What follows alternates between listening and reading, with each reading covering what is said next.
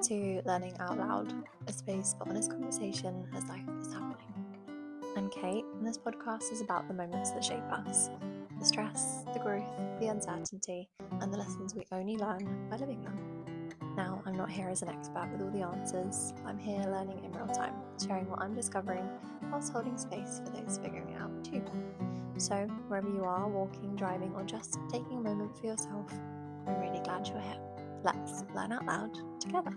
Last week we spoke about identity, becoming, and creating space for the person you want to be. So I wanted to expand on that in today's conversation, but from a slightly different angle. Before we jump into today's topic, I wanted to give a little bit of a recap of the last few weeks, as I know I didn't post an episode last Sunday. There has just been so much going on. I've been super busy. I became a Labrador mum for a period of time. My friend moved in. Some amazing conversations as always, both professionally and personally. And I've just been taking each conversation that bit further, delving that a little bit deeper and trying to learn as much as I can.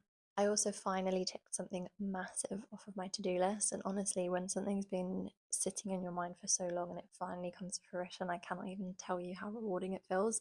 So if there is something that you're waiting for the perfect opportunity to just do, I'm going to tell you that now is the right time. Get it started, and I swear on my life, you will just figure it out as you go along. As I mentioned, as always, lots of incredible conversations, all kind of revolving around the same kind of topic as well. That being growth, identity, faith, and really just being able to understand ourselves better. So they've each all ended up circling back to the same question. Who am I really? Not who I've been told I am, not who I've convinced myself I am, not who I've learnt to be, but who am I genuinely underneath all of that? Because the more self-aware I've become, the more I've realised what we think our personality is has actually been shaped by our influences, our environments, the kind of things we were exposed to, even relationships, and most importantly, the things that we've repeatedly told ourselves over the years.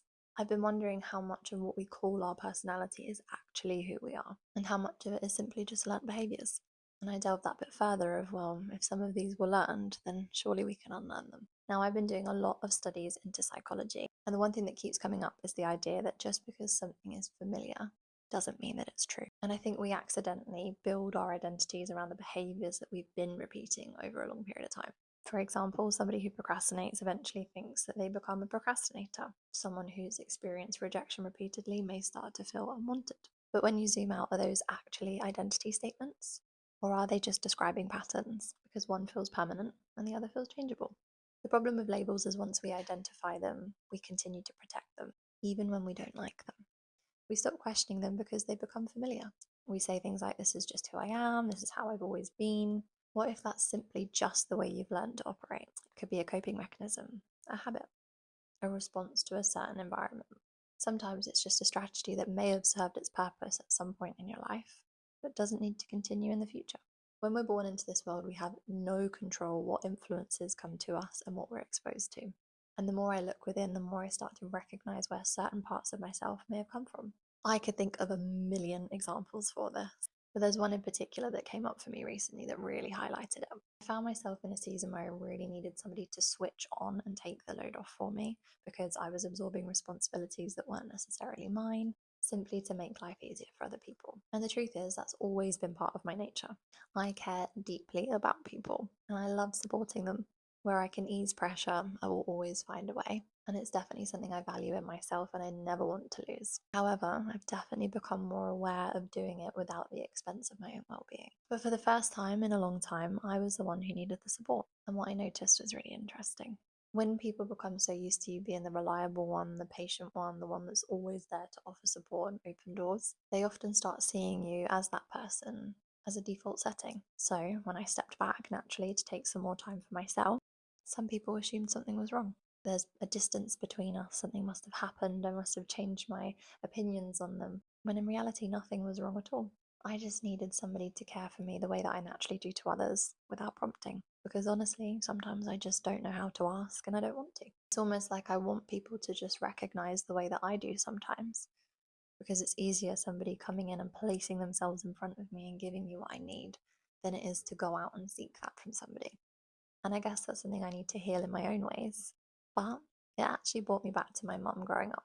For as long as I can remember, my mum has always been the person to absorb all the stress and pressure of those around her. Even up until this day, she holds the fort together and takes the responsibility so that others don't have to. Looking back, I can see how much I actually learned from her, not because she sat me down and taught me how to, but because I simply just watched her. Now, my mum was always ill growing up. It was something we all became very familiar with. And when she was in those really serious moments where we weren't sure what was going to happen, everybody was right there at her beck and call, giving her what she needed. But the quieter day-to-day pressures, the unseen burdens, those often went unnoticed because the assumption was mum's got it covered. And that made me realise something very important. What I've always called my identity may actually have been made up by two completely different things. My compassion, generosity, and willingness to support comes from a real place. I genuinely love encouraging, listening, supporting, and genuinely making life easier for those around me.